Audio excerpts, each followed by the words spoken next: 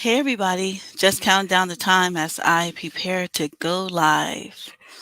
We got about just a couple more seconds, then I will be getting started. I hope everyone is having a great and fantastic week so far.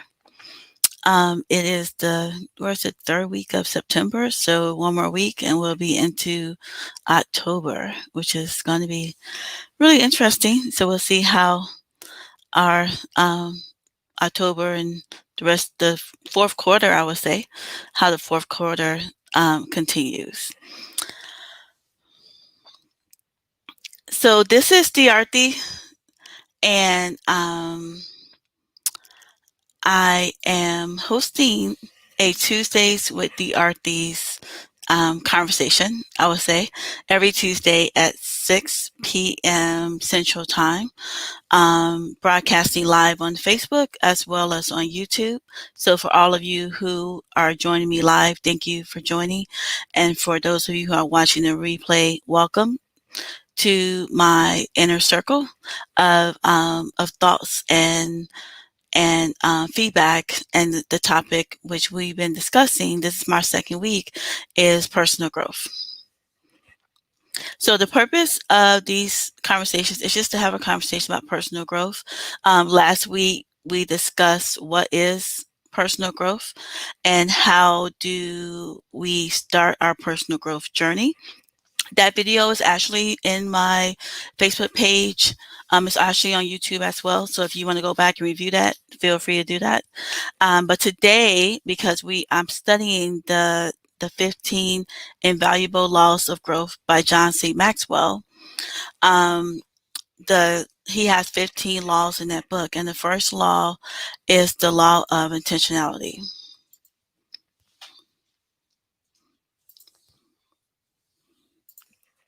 So the law of intentionality says growth doesn't just happen.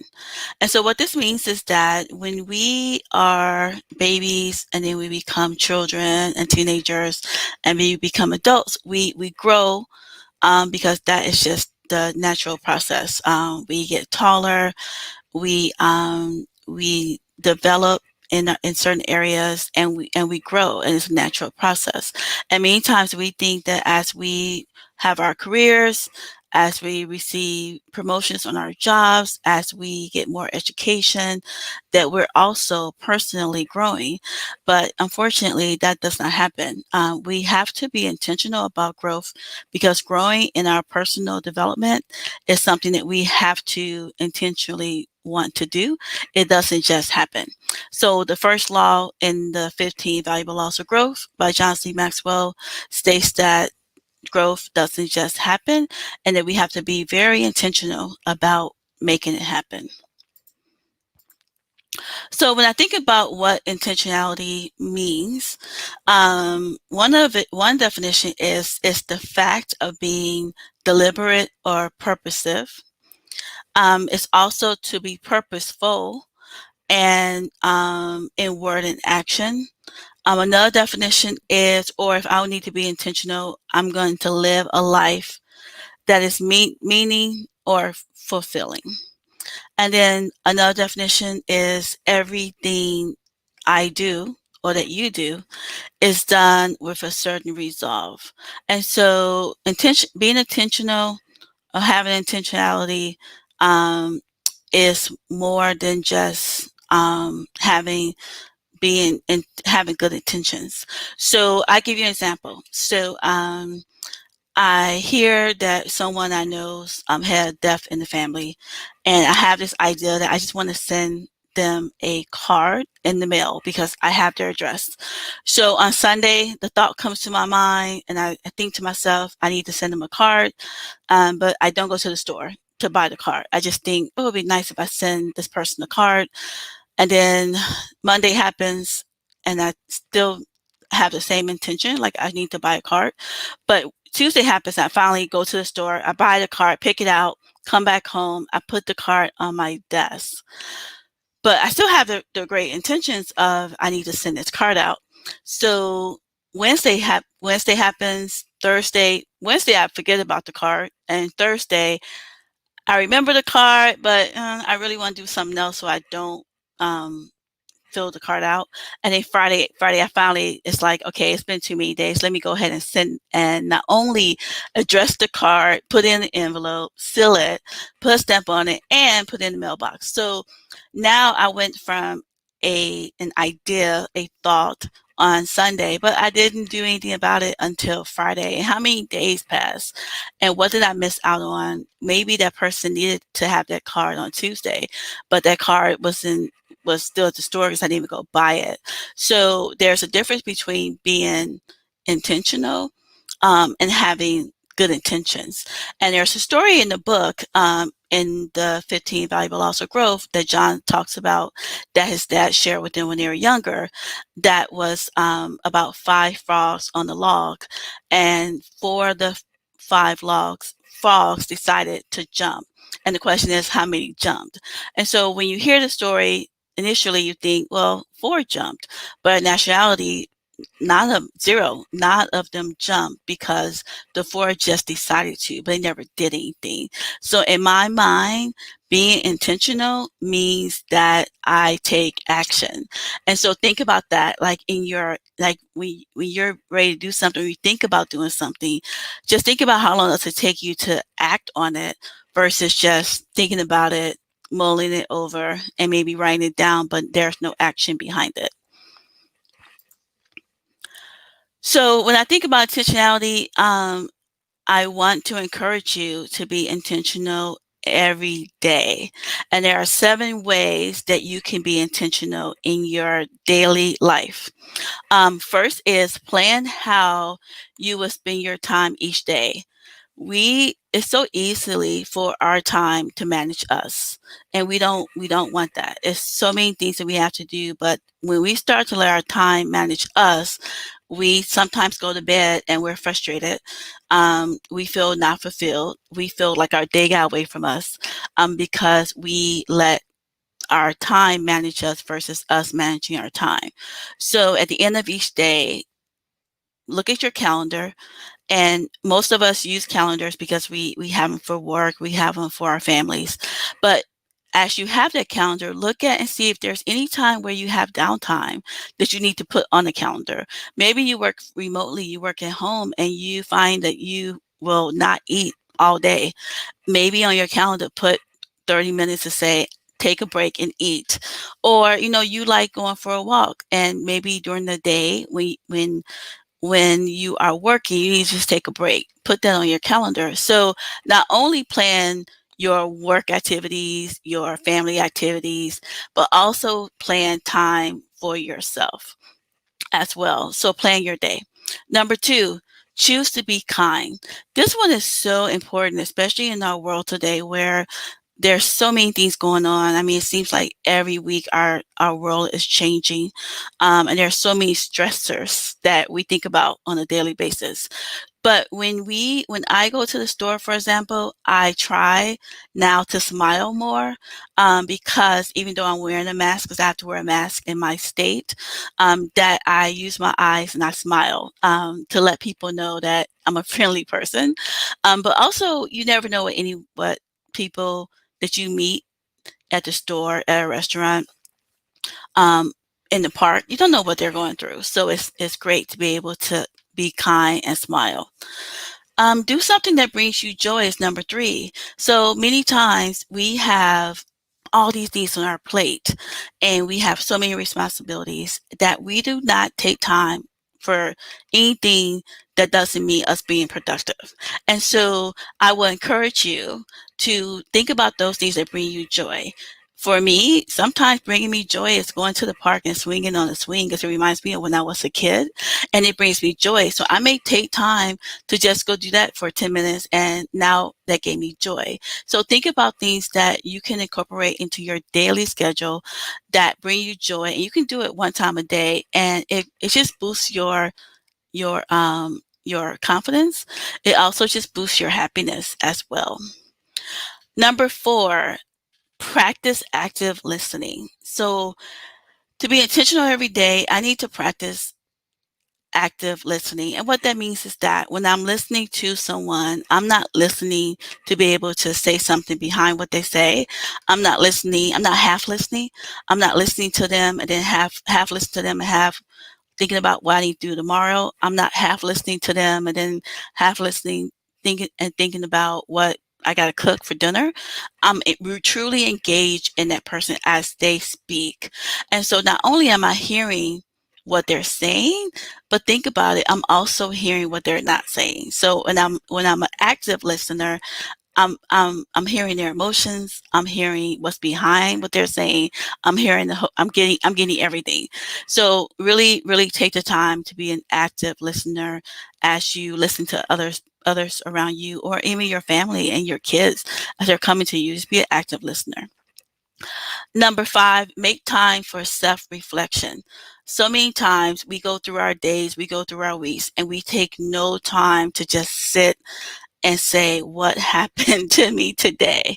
And I encourage you, if you can, to spend 10 minutes either after work or before you go to bed, 10 to 15 minutes, get out your paper and just write down what happened. You'll be surprised, especially if you really think, man, I just had such a bad day, and you really self-reflect. Sometimes you'll discover that there were some good things that happened during the day, and you forgot about them because you didn't take time to reflect. So self-reflection is a big thing, and it's a big way to be able to gauge where you are to where you want to be, and know what it is. If there's things that you did on today that you don't want to do again, self-reflect, write it down, and then it will help you to not do those things tomorrow. Number 6, do something you can be proud of. And this goes back to really being kind and doing something that gives you joy. Because if you do things that will, that you can be proud of, then when those hard days come and you do something that you can be proud of, it just balances out. It doesn't make you, at the end of the day, just feel so down. So find something that you can be proud of, do it, and you'll be surprised at your emotional state, how it shifts just a little bit. Number 7, question your have tos. So a have to is, I need to mow the lawn. I need to clean my house. I need to dust. I need to go grocery shopping.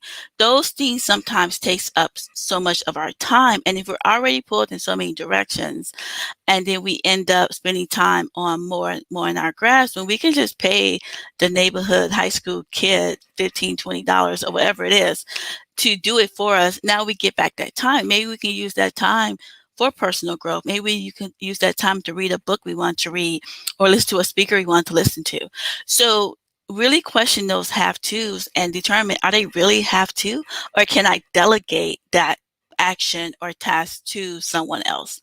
So keep that in mind as well. But those are 70 ways. I hope these are very helpful for us, because I'm included as well, to be intentional every day.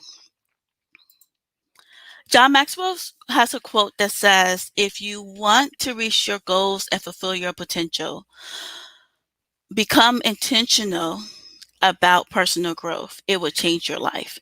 And I will say that for me, this was one of the things that has changed my life over the last couple of months, probably 4 to 6 months, especially since COVID-19. Because when COVID-19 happened, I started to be able to work from home.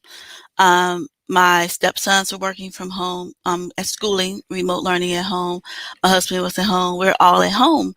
And one of the things that, in the job I was doing, being a technical trainer slash project manager, I felt like I wasn't giving back, and I felt like I wasn't a nurse or a doctor. I didn't work in a grocery store. So how am I being effective and helping other people? And when I got reconnected to John Maxwell, because I've studied him years ago when I was in my early 20s and grew a lot during that time. Um, when I rediscovered him and got reconnected, I started to discover personal growth again. And when I did that and started to learn, I discovered too that I had a lot of self-limiting beliefs, and I still have some that I'm working through. But I also had areas in my life that I want to be better. I wanted to be a better person. And I wanted to figure out how to do that. And I wanted to make changes in my life, and I wanted to have the confidence to make those changes. So personal growth, as I mentioned last week during our time together, personal growth is definitely not a destination. So we don't go on this journey or go on this path and then we stop one day and we achieve. It's an ongoing journey that will last until the day we die. So I encourage you, if you haven't developed your personal growth plan, if you haven't even thought about personal growth, I encourage you to tap into it because it will change your life, as John says in the quote. So, in the chapter of with the first law, the law of intentionality, that is in the book, The 15 Valuable Laws of Growth, John talks about eight growth gaps. And so next week when we're together, I will go into more detail on these growth gaps. But in the meantime, I really just want to read them out to you, let you see and hear what they are. And then also see if there's any that resonate with you that you can really identify with. I know for me, there were quite a few that I was able to identify with that I have now put a plan together so I can eliminate these growth gaps from my life, because I want to be the best person that I can be, and I want to reach my full potential. So the growth gaps are the assumption gap, which says I will automatically grow. The timing gap, which says it's not the right time to grow. The perfection gap, and the perfection gap is something that I struggle with. It says I have to find the best way before I start. And for those of you who struggle with it like me, you know that we have to have it the right way, or what we think is the right way. But that is a gap that we definitely want to eliminate. The comparison gap, which is another one that I struggle with, is others are better than I am. And so that's one that we want to eliminate as well. The knowledge gap, I don't know how to grow. The mistake gap, I am afraid of making mistakes. The inspiration gap says, I just don't feel like growing. I don't feel like it. And that's the key. I don't feel like it. And we all know that even though you don't feel like it, our parents will tell us you still need to do it. And the expectation gap, which says, I thought it would be easier than this. So these are 8 growth gaps. They're in chapter 1, The Law of Intentionality, in the book, The 15 Valuable Laws of Growth by John C. Maxwell. And so we will, starting next week, when I go live, I will go into each of those gaps and kind of just give some detail around it, maybe even give some examples as well. So we'll explore those a little more next week.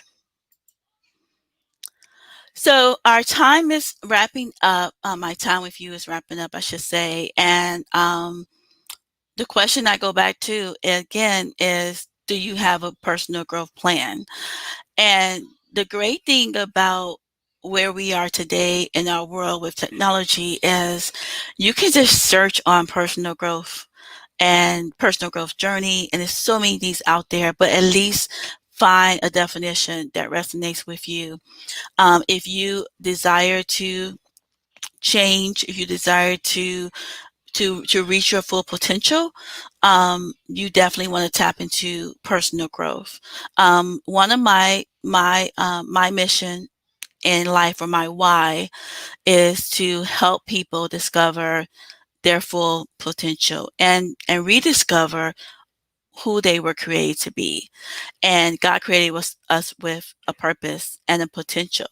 And many of us are not even living up to what God created us to do or be, because we have so many limitations in our own belief system, or even how we were raised. And so part of my personal growth journey was discovering who I am so that I can help others discover who they are. So again, thank you so much for tuning in to Tuesdays with Diarthi. I hope and pray that this has been helpful to you as we dig into personal growth, as we look at the nuggets in the 15 Invaluable Laws of Growth by John C. Maxwell. As we dig into that you will be challenged and you will want to pursue your personal growth journey. I hope you have a fantastic week, and I will be back again on next Tuesday at 6 p.m. Central Time. Thank you and have a wonderful week. Bye for now.